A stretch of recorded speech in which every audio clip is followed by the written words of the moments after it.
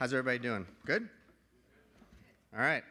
So I have a couple notes, and I'll give you an intro, and then I'll kind of set you on your merry way. So first of all, welcome to Tahoe. It's a beautiful place. It's a wonderful place. I have a house here. I love it here. And I try to come up whenever it's possible. But it's more fun to come up when you can run into people that are in the same business, and you can talk to them, and you can have a little bit of fun conversations like you're going to have for the next couple of days. So over the next couple of days, you're going to have a lot of opportunities to sit and talk with each other. And you're going to have opportunities to talk to the people who are up on stage who are doing the speaking. Everybody's got an opinion, right? I write a lot. We all have opinions. Now, in order to be able to be open and honest and willing to engage and share, you have to be willing to be a little bit vulnerable, right? So you have to be willing to engage in some ways with the conversation, give your point of view, listen to their point of view, be willing to acknowledge that maybe your point of view is not the right one. Maybe with more information, your point of view can evolve. And so being vulnerable means that you have to be willing to take a chance once in a while, okay? So to take a chance and to demonstrate that, I always like to start these things off with dad jokes, okay? Now, it's a great way to get the room to relax. And believe it or not, I got here yesterday, I'm walking down the hallway, and I see Emily. Emily had just come from doing your laundry, right? Yeah, believe it or not, she's been here for too long. Now, that's not as long of a business trip as if you're doing your laundry. And she stops me in the hallway, and she's like, I have a dad joke for you. So this is the first one we're going to tell today, okay? Where do dads store all the greatest dad jokes that they've ever been able to tell?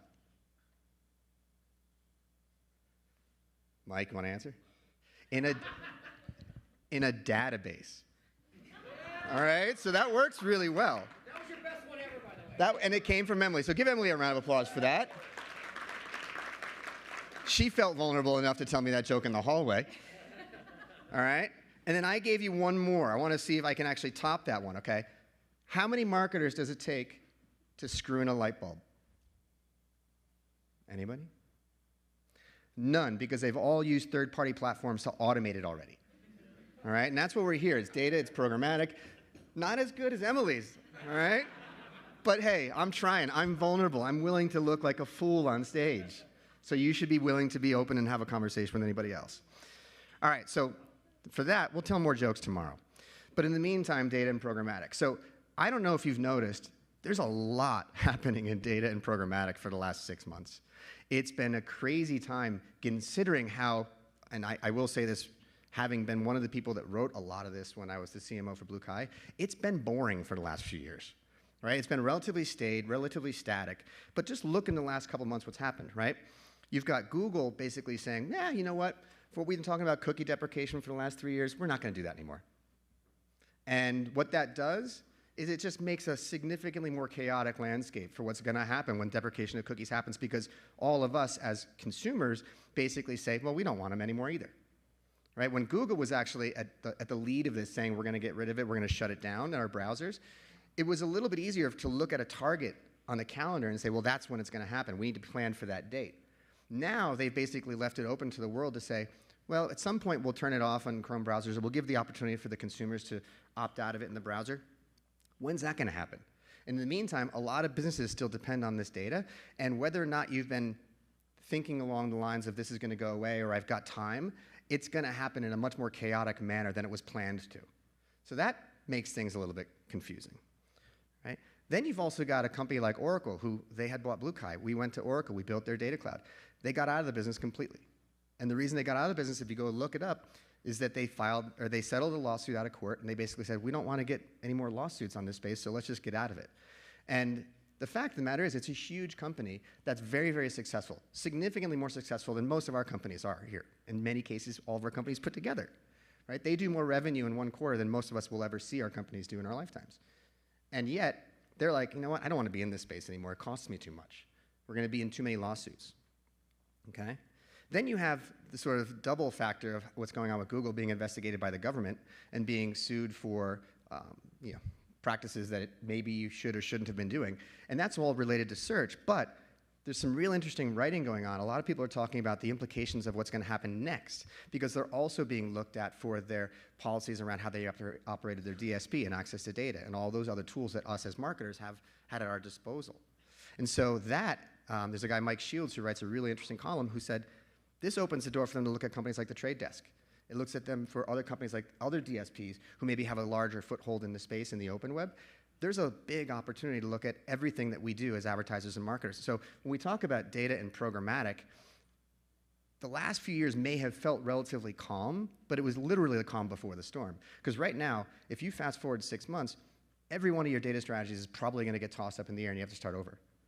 Right? All the different platforms you work with potentially could be coming back to you saying, well, we can't do that anymore. So there's just a lot of things going on there.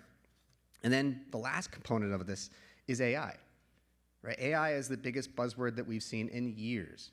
And AI has its pluses and its minuses. Right? If you look at what's happening on Wall Street right now, the valuations of companies that are making the investments in AI are starting to go down. Right? There's the old Gartner hype cycle where it goes to the peak and it goes down the trough of disillusionment. That's one of the areas they talk about. Well, the general market is starting to go into that trough of disillusionment where they're not valuing the investment in AI and how it has impact in a business as much as they were, say, 6 months and 12 months ago when all the hype was super, super high. And yet, we as marketers in this room are heavily investing in it. And there is this dichotomy that's being shown in how the markets evaluate it and how marketers evaluate it. And we are at this space right now where everyone here has at least been tasked to, if not already been utilizing AI in some way in their platforms, specifically on how to take advantage of the data you have and put it into programmatic spaces. So if you look at the implications of all these things, it's a cluster. Right? There's a lot of stuff going on right now. So what's great is the conversations that you're going to have today and tomorrow and into Saturday are going to help you be able to come back with other people's opinions that can be used to help evolve your own. That's why I like coming to these things. That's why I like writing, because I love to try and figure out how do you connect dots that other people don't see. And the only way to understand where those dots can be surfaced is by coming to a room like this and talking to other people who have their own opinions. And being open to hearing their opinions and seeing how maybe what you're doing or what you're doing or what you're doing can impact how I do what I do. And what we're going to see is how that has impact on everything from retail media networks to all these different elements of the landscape that we have to work with as marketers and advertisers. So it seems like a lot. It's really not too hard to overcome it and try and figure out how to use all this and to make our day-to-day even better.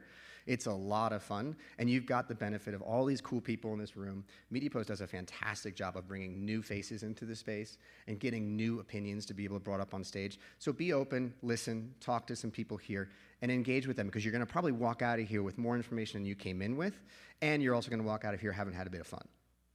Make sense? We stoked about it? Yeah. All right. So with that, then we're going to go to our first session, and I'm going to bring up Miss Lisa Singer. Lisa is part of MediaPost team. She's amazing, and she's going to open up the whole conversation around diversity and innovation. So come on up, Lisa.